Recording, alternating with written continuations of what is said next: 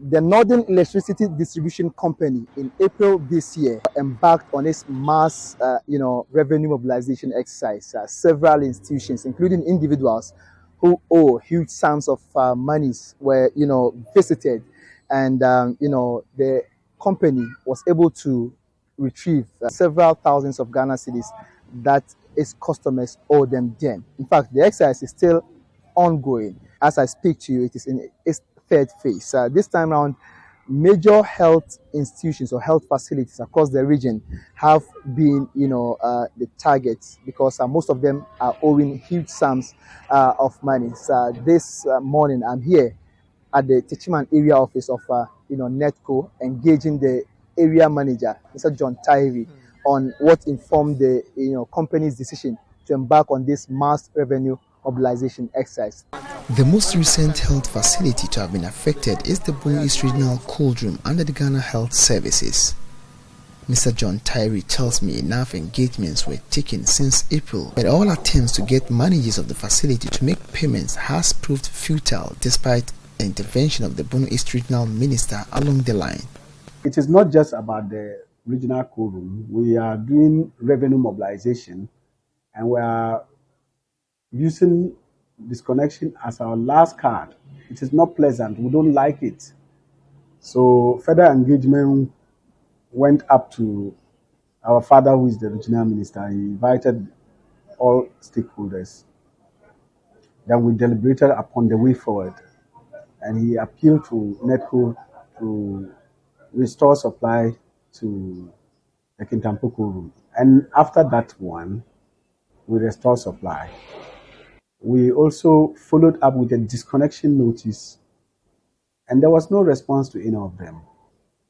It was as if we were being called some kind of bluffs.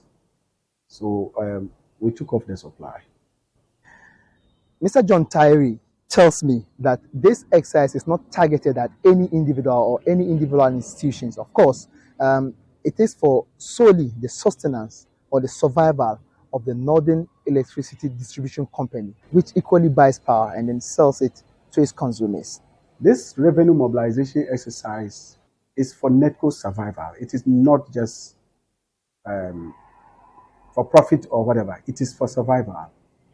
So if we are unable to mobilize the revenues that we sell power and mobilize the revenue from this power sales, we procure electricity. We don't generate.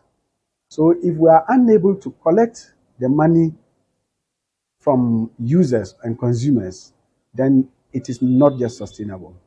NEDCO cannot survive. Managers of NEDCO, however, believes that there is the need for a stakeholder engagement between affected consumers and NEDCO on the need to arrive at a lasting solution to the matter.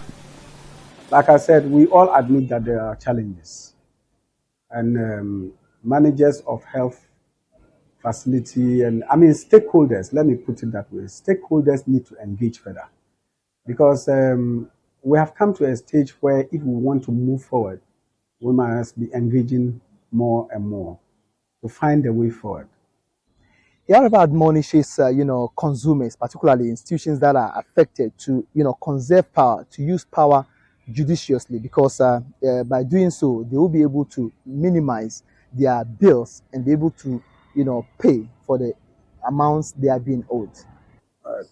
Like I have always said, energy conservation is a way of saving money, and also a way of saving power for other users. So that will make room for us to extend power to places where they do not have power.